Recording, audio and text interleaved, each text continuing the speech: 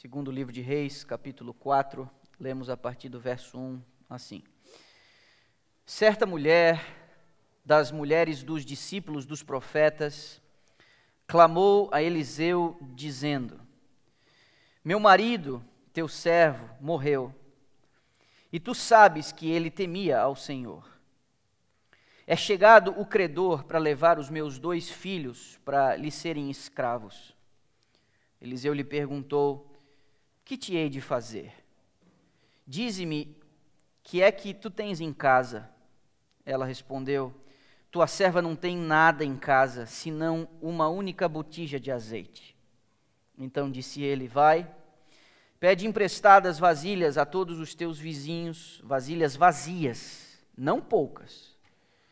Então entra, fecha a porta sobre ti e sobre teus filhos, e deita o teu azeite em todas aquelas vasilhas. Põe à parte a que estiver cheia. Verso 5. Partiu, pois, dele e fechou a porta sobre si, sobre seus filhos. Estes lhe chegavam as vasilhas e ela as enchia. Cheias as vasilhas, disse ela a um dos filhos: Chega-me aqui mais uma vasilha. Mas ele respondeu: Não há mais vasilha nenhuma. Então o azeite parou. Verso 7. Então ela foi e fez saber ao homem de Deus, e ele disse: Vai, vende o azeite, paga a tua dívida, e tu e teus filhos vivei do resto. Eu me choquei essa semana ao perceber que há praticamente nada nos escritos do Espírito de Profecia sobre esse episódio. Ou a minha pesquisa ela foi muito falha, ou a serva do Senhor tem apenas uma única menção numa meditação matinal de algumas décadas atrás, compilada, e nem mesmo no livro Profetas e Reis ela menciona ou comenta este caso, o que me deixou ainda mais intrigado. A última vez que eu ouvi sobre este tema, um colega amigo meu do curso de teologia pregou sobre isso no dormitório masculino no culto vespertino, no final do dia. E eu, para ser sincero a você, não consigo nem me lembrar a ênfase que ele deu naquele dia, apenas me lembro que esse tema foi tratado. Mas essa não parece ser uma história estranha para uma boa parte de nós. Nós a conhecemos, ela é uma história muito comum e ela está inserida num contexto cheio de milagres. E a gente hoje aqui pela manhã vai tentar descobrir alguma coisa abaixo da superfície e das obviedades que o próprio texto traz. A primeira coisa mencionada já no verso 1 é uma tal de escola dos profetas. Essa formação das escolas dos profetas, realizada no tempo de Samuel, foi de grande utilidade para o bem-estar e prosperidade da nação de Israel. Era uma espécie de incubadora de gente boa. Entre as principais disciplinas tratadas nessa escola dos profetas se destacam o estudo da lei de Deus, com ênfase nas instruções de Moisés, especialmente no Pentateuco. Eles também estudavam história, música e poesia. Nessas escolas dos profetas, os jovens eram educados por homens que desfrutavam do respeito e da confiança do povo. Não somente pelo conhecimento das Escrituras, mas estes professores, estes tutores, eles também davam um bom testemunho de sua piedade prática.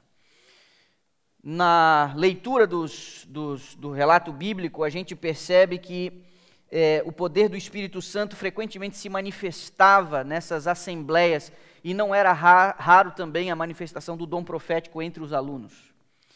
Essas escolas e institutos superiores, como eu mencionei, foram de um valor incalculável para Israel, não somente pela propagação da verdade religiosa, porque havia ali uma tentativa de fazer a mensagem se espalhar do Deus de Israel, mas também pela preservação do espírito e da piedade vital do dia a dia.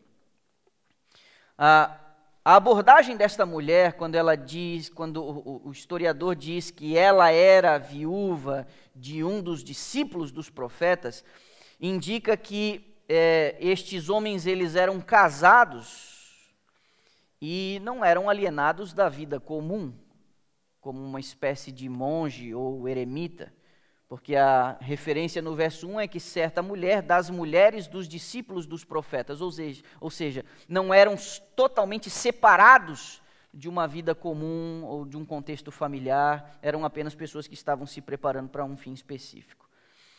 Mas essa mulher faz uma queixa, ela diz, meu marido morreu e deixou uma dívida, e os credores estavam cobrando a dívida, e parte da lei mosaica permitia que os filhos fossem servos ou escravos para o pagamento de dívidas. Mas a lei previa que isso deveria ser feito por um período curto de tempo, porque em algum período eles seriam restaurados ao convívio familiar. O problema é que essa disposição legal estava muitas vezes sujeita a abusos constantes, coisa que os profetas condenaram, inclusive, no próprio comportamento de Israel.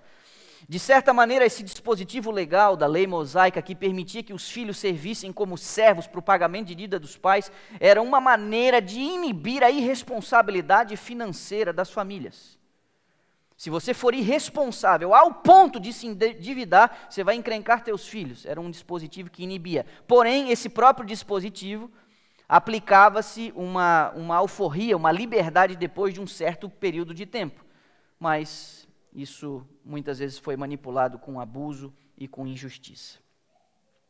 No verso 1 a gente percebe que a mulher expressa ali a sua preocupação. E a questão toda se dá em torno de uma coisa que é um problema, uma epidemia global. Tinha que ver com uma dívida. Quando a gente lê inicialmente o texto, a gente pode se questionar, essa dívida ela foi causada por uma irresponsabilidade, alguém que não controlava direito os seus recursos, ou ela foi causada por uma calamidade, um infortúnio, alguma coisa repentina que levou a família à bancarrota? Inicialmente, numa leitura superficial ou numa leitura rápida, a gente não consegue identificar, especialmente nesse texto e nessa porção, qual era a causa da dívida. Se uma irresponsabilidade ou um imprevisto.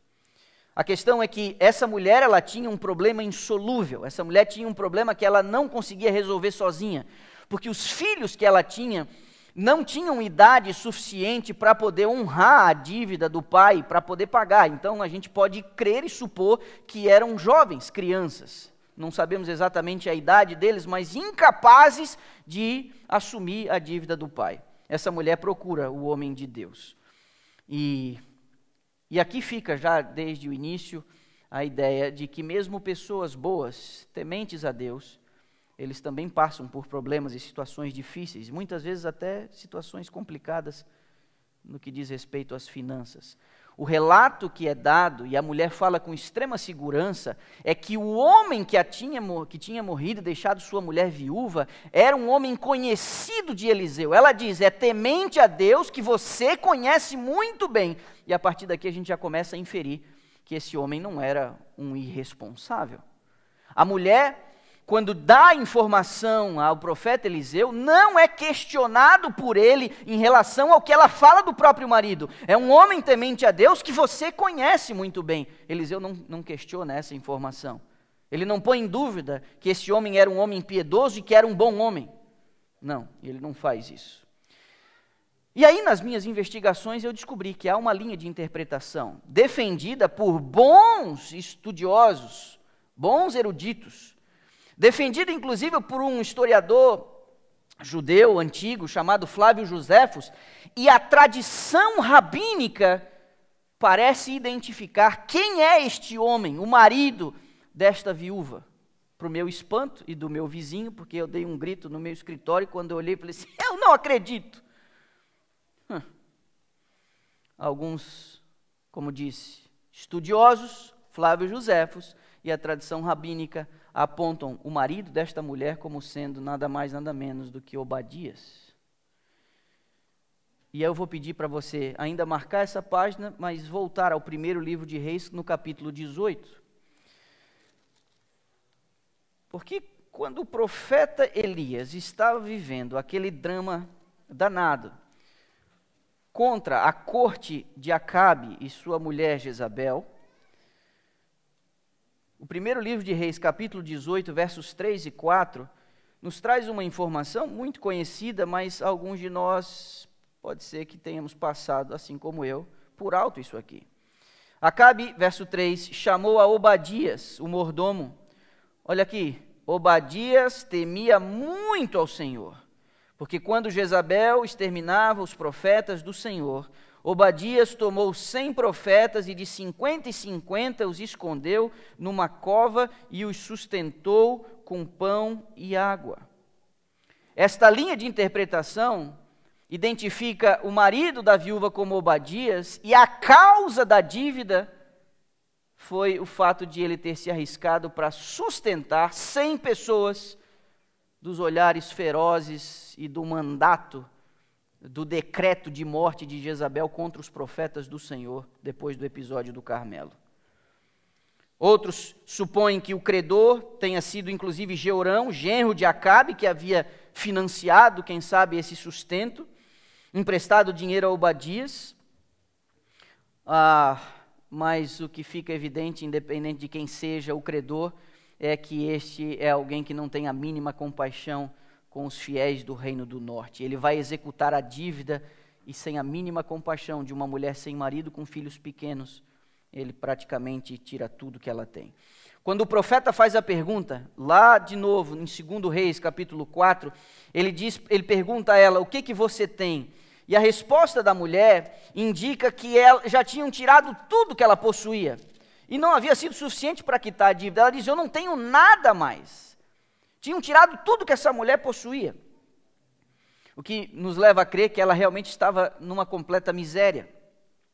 O que eu queria chamar a sua atenção foi a pergunta do profeta Eliseu. O que você tem? Você já viu essa pergunta em outros lugares? Eu também já vi. Essa pergunta, o que você tem, parece quase ser um tipo de fórmula. Foi a mesma pergunta que Deus fez a Moisés diante da sarça. Eu preciso que você tire o meu povo do Egito. O que você tem nas mãos? Só tem uma vara. Não, tá, isso aí para mim é suficiente. Quando Jesus, pregando a uma grande multidão, ele disse aos discípulos, deem vocês de comer. E aí eles disseram, a gente não tem dinheiro suficiente para isso. E aí Jesus faz a pergunta, então o que vocês têm? E aí alguém traz o recado, o menino trouxe aí, pãozinho e peixe. Para mim isso aí é o suficiente, com isso eu já consigo dar conta disso. A pergunta de Eliseu é, o que você tem? E meu irmão, aqui eu vou dizer para você, o pouco que nós temos é suficiente. Se nós não tivéssemos nada, Deus ainda assim conseguiria realizar um milagre. Mas se o que te resta é a fé, então você tem o que você precisa. Não é fantástico? Se o que te restou foi a fé, você tem tudo o que você precisa. No verso 3, o profeta, ele diz à mulher, você tem que arrumar vasilhas. A palavra hebraica para vasilhas, no verso 3, é uma palavra genérica. A gente não consegue, por essa palavra, determinar o formato desses recipientes. Ou seja, esses recipientes, eles tinham qualquer tipo de formato. A única exigência do profeta é que essas vasilhas deveriam estar vazias. E aqui nós temos uma aplicação praticamente óbvia.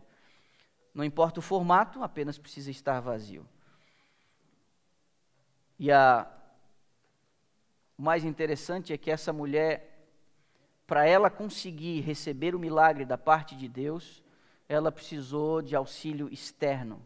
Ela não tinha todos os elementos para ela receber esse milagre na sua vida e na sua casa. A questão é que muitas vezes nós não recebemos mais da parte de Deus, não por uma limitação de Deus, mas por uma limitação nossa. A provisão que Deus quer nos dar, o milagre que Deus quer nos dar, ele depende primeiro da nossa capacidade, da nossa necessidade. Quando o profeta diz, você vai atrás de vasilhas e que elas estejam vazias, é que Deus não consegue abençoar alguém que está cheio de si. Deus não consegue preencher alguém que tem muito de si, muito das suas próprias opiniões, muito das suas próprias ideias, muito das suas próprias vontades, muito das suas próprias coisas.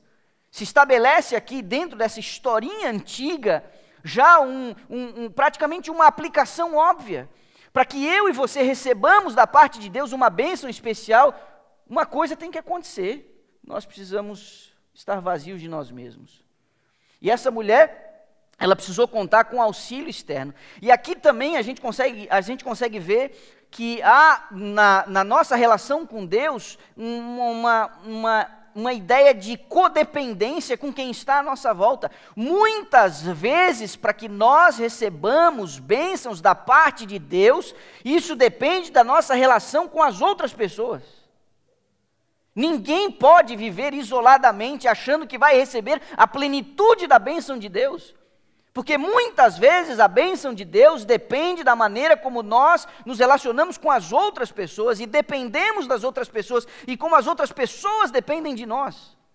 Você não pode achar que você pode tocar a sua vida sozinho. Estamos numa época agora em que as pessoas, muitas delas, elas têm tomado a decisão de que não vão voltar mais para a igreja, porque de casa, do sofá, pelo YouTube já está bom já. Já recebo lá o que eu preciso, não preciso mais ir na igreja. Meu irmão, a vida cristã tem um elemento onde você é inserido dentro de uma comunidade ajuda os outros e os outros te ajudam. Eu e você não podemos achar que a vida cristã pode funcionar no sofá de casa, simplesmente porque eu tenho um menu de opções das mais variadas igrejas, porque todo mundo está transmitindo tudo agora. E aí, se antes os nossos irmãos já consumiam e viam a religião como uma religião de consumo, na sua própria igreja, indo para a igreja no sábado pela manhã, imagina agora no sofá de casa com o controle remoto na mão. Quantidade de sermões e igrejas que nós temos aí, virou aí o cristianismo quase um Netflix. Não é? Mas, no verso 4, o profeta dá uma outra orientação. Ele diz, você precisa pegar as vasilhas emprestadas dos teus vizinhos, mas quando estas vasilhas fossem alvo do milagre de Deus, o que o profeta orientou? Pega as vasilhas, entra em casa e faz o quê? Fecha a porta. Ainda que haja uma dimensão de codependência no milagre, existe também uma outra dimensão, que é a dimensão da individualidade. Semelhante à oração de comunhão, aquela que você precisa fechar a porta do seu quarto para você falar com Deus, sem olhares curiosos, sem olhares invejosos. E aqui eu vou dizer um negócio para você que às vezes me entristece. Muitas vezes, quando nós recebemos as bênçãos da parte de Deus, nós precisamos nos conter quando vamos contar para as outras pessoas. Nem todo mundo suporta a sua felicidade.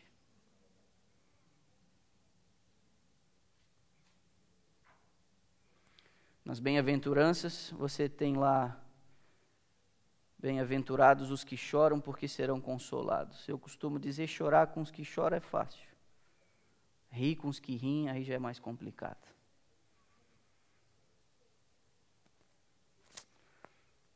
Às vezes as pessoas se sentem constrangidas de celebrar suas vitórias, porque tem gente que fica chateado. E eu digo a você, pode ser um pouco normal pelo coração humano, corrompido, manchado, pode ser um pouco normal você sentir algumas coisas que não são do alto, que são da carne, que não são bonitas nem de se dizer. Pode ser normal pelo estado degenerado que a gente se encontra, mas é como se os urubus estivessem sobrevoando a sua cabeça. Você não tem como impedir esses miseráveis que ficam aí tentando atrás das carniças. Mas se vai fazer ninho na sua cabeça ou não, aí é com você. Pode voar? Pode. Você dá umas espantadas. Como é que você espanta? Fala, Senhor, olha só o que eu estou pensando. Mas não deixa fazer ninho.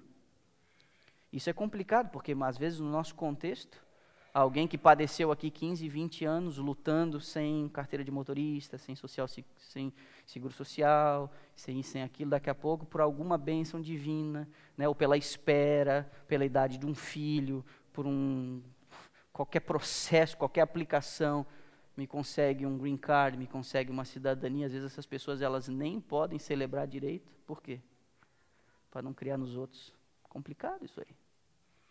Mudança de emprego, mudança de patamar, entrada num outro estrato social.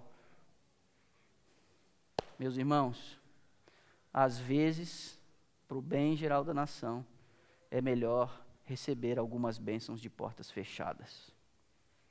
Nem todo mundo consegue suportar a alegria que você está vivendo.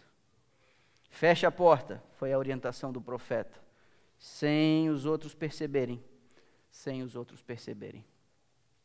No verso 5, você vai perceber que Eliseu, diante da interrupção do milagre, só não teve mais azeite porque não teve mais a vasilha. Só não teve mais bênção porque eles não tinham mais onde colocar. Lembre-se, nunca a limitação é da parte de Deus. Nos tesouros do céu, nos depósitos do céu, há recursos suficientes para atender a necessidade de todos nós, mas muitas vezes as nossas expectativas, o nosso preparo para receber a bênção, ele é completamente limitado. Costumo dizer que se você for à fonte com uma xícara, você sai de lá com uma xícara de bênçãos. Se você for com um balde, você vai sair com um balde. Se você for com um tanque, você vai sair com um tanque. Muitas vezes nós entramos e saímos por essas portas aqui com muito pouco nas nossas mãos, porque as nossas expectativas são muito pequenas. Mesmo na vinda a um culto, mesmo na nossa experiência cristã, aumente as suas expectativas de bênçãos espirituais e Deus vai surpreender você. Parou o óleo porque não tinha mais vasilha. E agora o profeta diz a ela, diante da interrupção, da multiplicação do óleo, o profeta diz a ela, você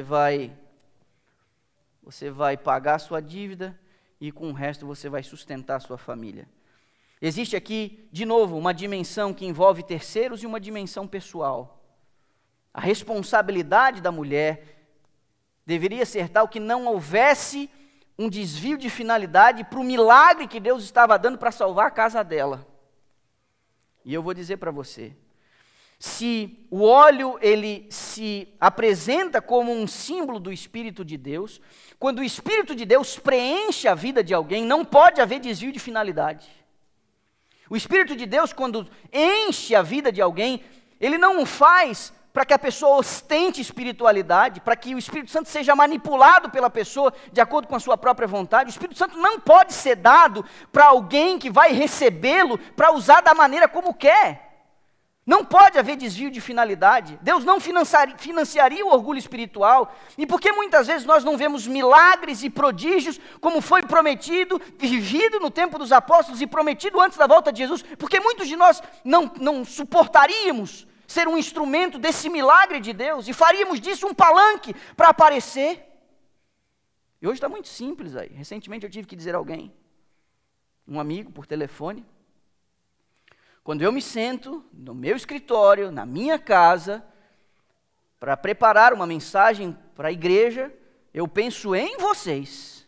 Tem 200 e poucas pessoas, brasileiros, que moram aqui na região de Dallas. Essa é a minha responsabilidade primária. A gente transmite os cultos e muita gente se beneficia, mas eu não estou pregando para os seus parentes no Brasil. Eu não estou pregando para os meus parentes no Brasil. Eu não estou pregando para os brasileiros que estão no Japão ou na Europa, que às vezes não tem igreja para ir. Se beneficia a eles, graças a Deus, Deus seja louvado, mas não é para eles que eu estou pregando. Não pode haver desvio de finalidade. Eu sou cobrado, sou pago, sou orientado e limitado a cuidar de vocês. Aqui é o meu ministério, esse é o rebanho. Se Deus em algum momento achar que a minha influência deve aumentar, isso é problema dele. Hoje a minha influência se limita à região metropolitana de Dallas e os habitantes desse lugar que falam a língua portuguesa. Os que são batizados e os que não são batizados. É aí que fica o meu trabalho. Não pode haver desvio de finalidade. O Espírito Santo foi dado à mulher. E o profeta diz, agora você vai pegar o azeite, você vai vender o azeite, e você vai pagar a sua dívida, e com o resto você vai sustentar a sua família, até eles terem condições de poder tocar por si mesmos. Meu irmão, olhe para mim. Eu não consigo entender como pode ter alguém que se auto-chama cristão, devendo na praça, e ostentando uma vida que não deveria. Como é que eu posso dever para alguém e ter um carrão zero? Como é que eu posso dever para alguém e fazer umas viagenzinhas pagando uma de playboy? Meu irmão, primeiro você paga a sua dívida, se você deve para alguém. Depois você vai curtir sua vida. O que o profeta disse a ela assim, paga a sua dívida. E depois você usa o resto para o seu sustento. Eu digo isso para você porque a religião tem uma dimensão prática. Nós não podemos, com o título de cristãos, ter o nome sujo na praça. E esse nome sujo na praça indica, meus irmãos, que a gente seja bastante criterioso na maneira como a gente preenche algumas aplicações por aí, na maneira como a gente se apresenta por aí, na maneira como a gente paga imposto ou deixa de pagar imposto. Não deva na praça. A mulher recebeu o milagre e Deus disse, e o profeta disse, ela pague sua dívida, não fique devendo. E aí é incrível, tem um tal de Henry Plant, que ele disse assim, ainda que o credor seja uma pessoa sem coração, não sejas tu injusto. A conduta dos outros para convosco não deve alterar a natureza dos nossos deveres para com eles. Um outro, ampliando isso, um tal de Hamilton, disse, quem é honesto até mesmo com um trapaceiro, essa pessoa é verdadeiramente honesta. O cara passou a perna em mim, eu passo a perna dele de volta. Não, meu irmão. Uma pessoa que é honesta com um trapaceiro, essa pessoa é verdadeiramente honesta. E não importa se o credor não tinha coração para executar a dívida, a ponto de querer escravizar os filhos da mulher, o profeta diz, paga a dívida, não deixa nada para trás. Muitas vezes, meus irmãos, nós impomos limites a Deus nas bênçãos que Ele quer nos dar, porque nós não estamos sendo honestos. O ministério profético de Eliseu tinha uma intenção de mostrar que não há necessidade pessoal ou nacional que Deus não pudesse suprir. Quando você vê os milagres antes do capítulo 4 e depois do capítulo 4, você vai ver que são acontecimentos todos controlados por um Deus que cuida do seu povo. Mas Deus lida com as questões universais, Deus lida com as questões nacionais, Deus lida com as questões de governos, Deus lida com a igreja, Deus lida com os interesses da igreja, mas Deus lida também com as nossas questões pessoais. Que era essa viúva? Quem era ela? Por que Deus se importaria em cuidar de um caso de alguém numa vila qualquer, num território qualquer daquele jeito? Por que Deus se manifesta através do seu servo, o homem de Deus, para tentar suprir a necessidade de uma família, de uma alma aflita, sem marido, com filho pequeno? Olhe para mim, meus irmãos. Muitas vezes, a semelhança das várias pessoas que Jesus curou quando Ele esteve aqui, muitas vezes Deus gostaria de manifestar a sua glória atendendo às necessidades dos seus filhos. Você pode achar, às vezes, no meio da sua crise, no meio da sua angústia, que Deus tem coisa mais importante para fazer do que olhar para você. Mas esse não é o Deus da Bíblia. Esse não é o Deus das Escrituras. O Deus que está atento aos movimentos sociais e governamentais, o Deus que está atento a toda essa crise global, é um Deus que ainda continua preocupado com você, que tem que pagar uma conta essa semana e não tem todo o recurso. Que Deus seria esse? Esse é o seu Deus, é um Deus pessoal. Esse é um Deus que não ignora o fato de que pessoas boas sofrem e que pessoas boas entram num problema praticamente insolúvel, de que homens tementes a Deus, às vezes, morrem, deixando sua casa desamparada. Esse Deus não está indiferente àquilo que a gente está passando, àquilo que a gente está sofrendo.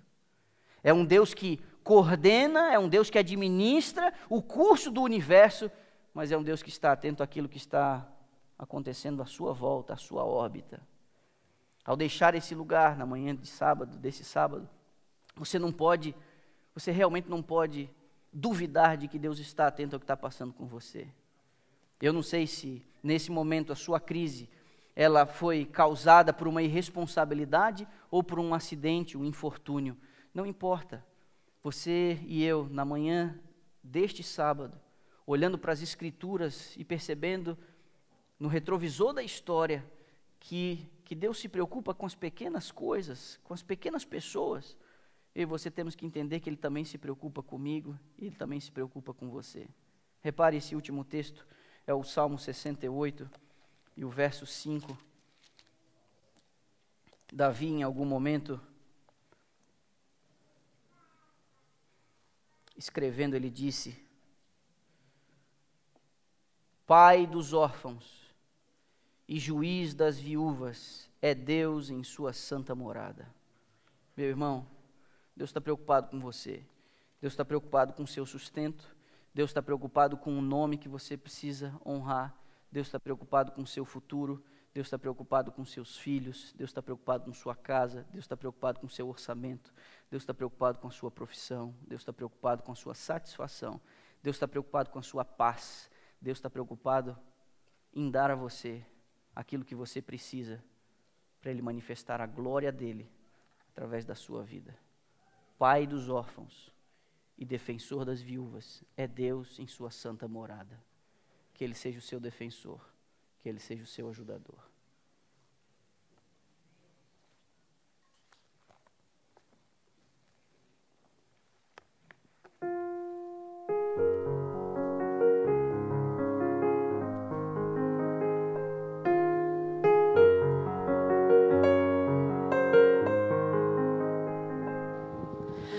Com tua paz eu vou, ó Jesus, cheio do teu amor, iluminado por tua luz, permaneça em mim, onde eu estiver, Senhor, faz-me um servo teu por onde eu for, só a ti cantarei em louvor. Aleluia,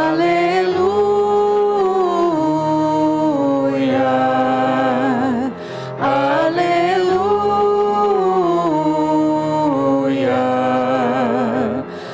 aleluia,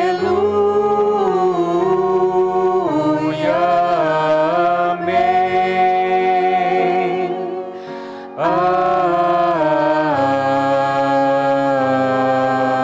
Amém. Oremos. Nosso Deus e amado Pai, obrigado porque o Senhor é um Deus misericordioso que se preocupa com as nossas pequenas coisas. Obrigado porque o Senhor tem todos os recursos e porque nos celeiros do céu não há nenhum tipo de limitação que o Senhor não possa suprir as nossas necessidades. Assim como o Espírito, assim como o azeite preencheu todas aquelas vasilhas, que o Espírito possa preencher cada canto de nossa alma, atendendo às nossas necessidades. Esse Espírito, Ele quita a nossa dívida através de Jesus Cristo, Ele coloca a nossa consciência em paz com o céu, Ele nos faz andar em novidade de vida e nos garante o sustento de nossa vida espiritual. Que essa igreja desfrute dessa paz, dessa bênção e da convicção de que ela tem um dever e um papel e um compromisso a cumprir ainda em seus dias. Despeça-nos com a presença dos teus anjos, com a tua bênção. Oramos agradecidos em nome de Jesus. Amém.